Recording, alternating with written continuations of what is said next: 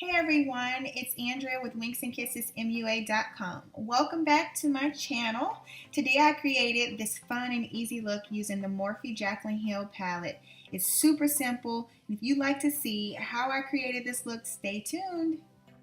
Alright, so first I'm going to start by filling in my brows using the Benefit Precisely My Brow Pencil in the shade number 4. I always have to create a shape for my brows first and then fill them in because my brows don't truly have an arch, so I have to create one. So that's what I'm doing here.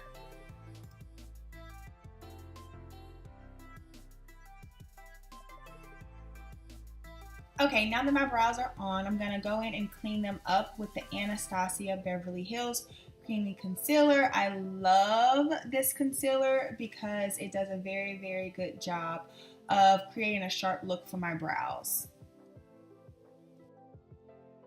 So what I'm doing here is basically creating a line and then I drag that concealer down onto my lid. I like doing it this way because it also helps kind of cancel out the dark circles I have on my eyes. So I just drag it all the way down pretty much over my whole entire eyelid. It also acts as a base for my eyeshadows once I put my foundation on. So yeah, this is a great multi-purpose concealer. Okay, moving on to my skin, I am going to hydrate my face using the Versali Unicorn Essence Drops. I love this because it literally kind of just makes my skin breathe. Like I don't know, my skin just feels so hydrated afterwards. So I love applying it underneath my foundation.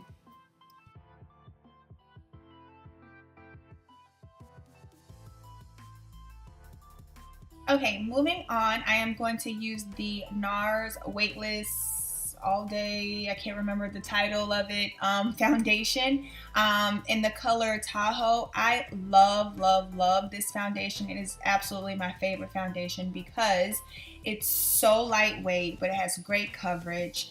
And it literally feels like I have nothing on. It's easy to blend. So this is always my go-to foundation for sure. I will always have a bottle of this on deck. See, I am just blending this out using my beauty blender. Like I said, it doesn't require a lot of work. I just literally kind of just push it into my skin and voila.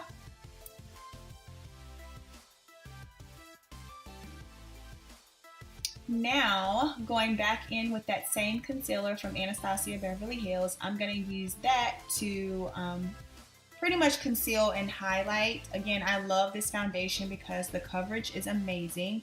And like I said, it's a great multi-purpose concealer. So basically, I'm just going to be applying that under my eyes, down the bridge of my nose, underneath my nose, and on my chin and forehead to create a highlighted effect.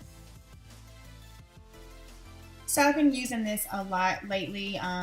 I haven't found anything really that does a better job at coverage, so I use it on myself and my clients, and it just creates a very flawless look.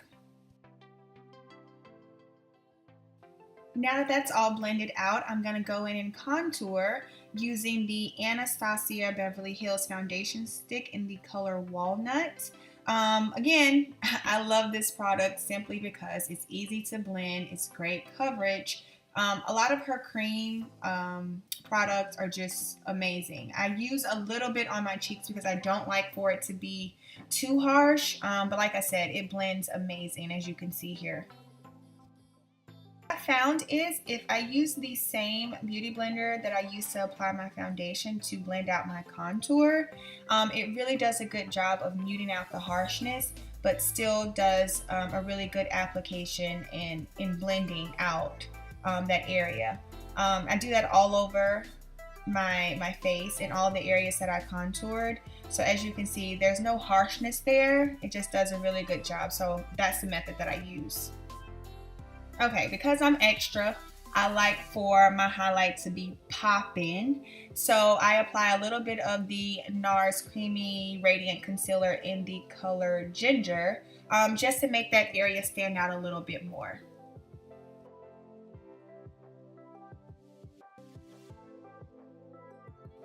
Okay, now I'm going to blend that out using the same beauty blender, but I'm just going to keep it confined to that one area. Like I said, I want to concentrate all of that product right there so that my highlight can be as bright as can be.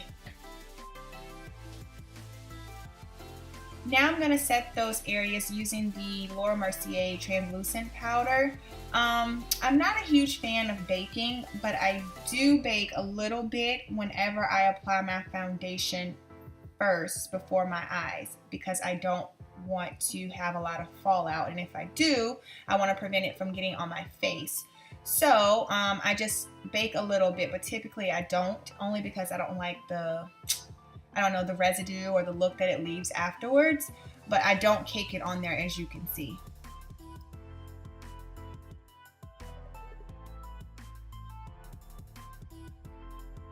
And now on to the fun part, the eyes, using the Jaclyn Hill palette, you guys. When I tell y'all she did the damn thing when creating this palette, the colors are beautiful, they are pigmented, they blend easily. She did a really good job with this palette. So I'm using these two colors first as my transition colors, and basically that is just going to kind of act as, I always say, as my guide or my starting point when it comes to my eyes. It creates a really, I would say, blended gradient effect. When using a transition color, I always try to use a color that's closer to my skin tone. Everybody doesn't do this, you don't have to, but I do, and I suggest that you do, because it kind of gives a really good transition from one color to the next. Now I am going in with this kind of orangey reddish color.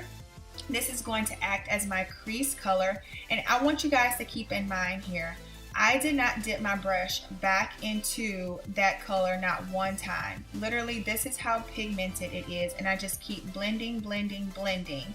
But I did not dip it back in there anymore after the first time, and the color came out like this. Like I said, these colors are completely insane. I love them. She did a really, really good job. I can't say that enough. Okay, and now that my crease color is blended out, I'm going to go in with my second crease color, which is this really pretty teal color, to act as the transition from my crease to my lid. I love this color. I love the way it kind of mixed. I think it complemented the orangey reddish color very well. And like I said, it went smoothly into the lid color that I'm going to use next. You've probably heard this 1,000 times from every beauty guru out there or makeup artist.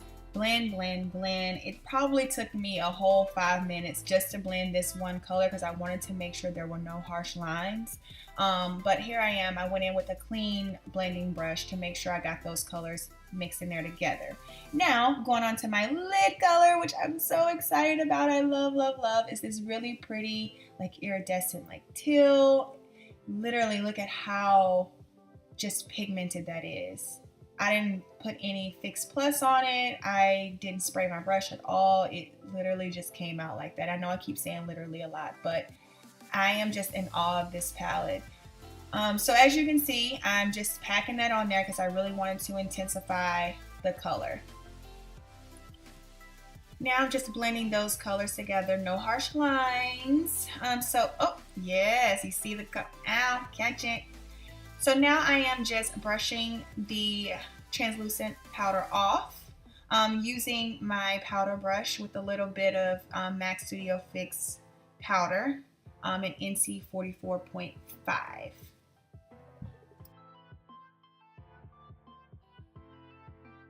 I'm going to go in and deepen my contour a bit using the Mineralized Skin Finish in the color Dark Deep. I'm not going to do it too harsh because this is meant to be just a fun, simple face, and I didn't want to create a crazy contour.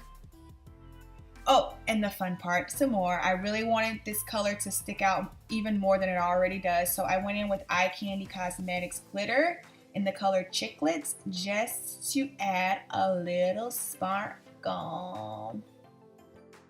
You see me beaming in the light. Look, Look at how pretty that is. I love that color. So now I'm just going to kind of smoke out my eye a bit by using a black eyeliner. I think this is from MAC. This is Feline from MAC. I'm just going to go under and kind of smoke that out a bit. And I'm going to diffuse it a little bit using a color from that orange color that I used in my crease at the bottom.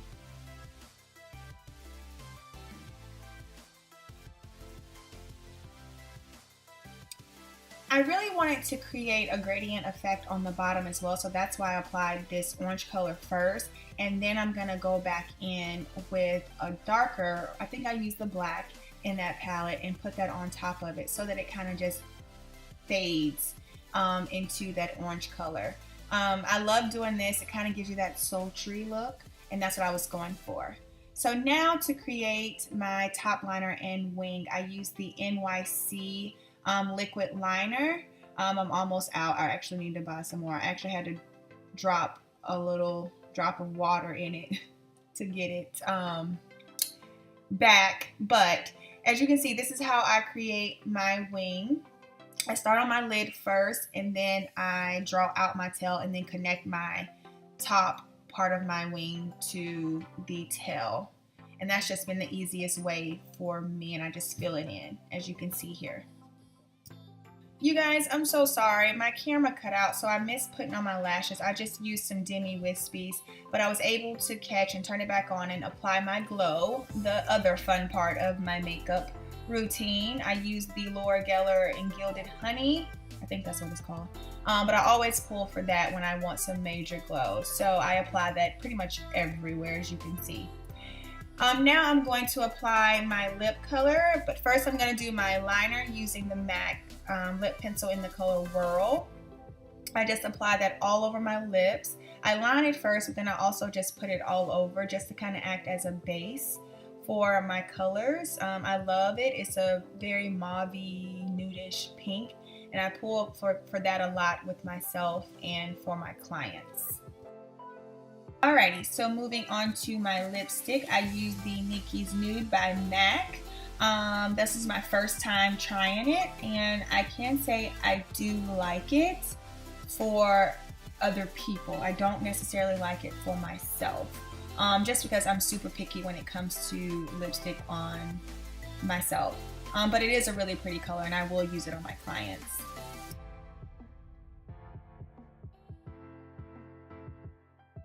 Alright, and to add a little bit more flair, I went on top of that with MAC's NUDE lip glass. And when I tell you I do love this, I actually had to go out and buy a couple of more, because this right here is everything. This is the best nude lip gloss out there, and I just love it.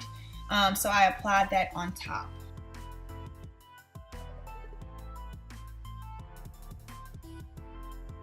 Alrighty, and this completes this tutorial. I hope you guys love it. Don't forget to like, comment, and subscribe. Thank you so much. I will see you guys next time. Bye.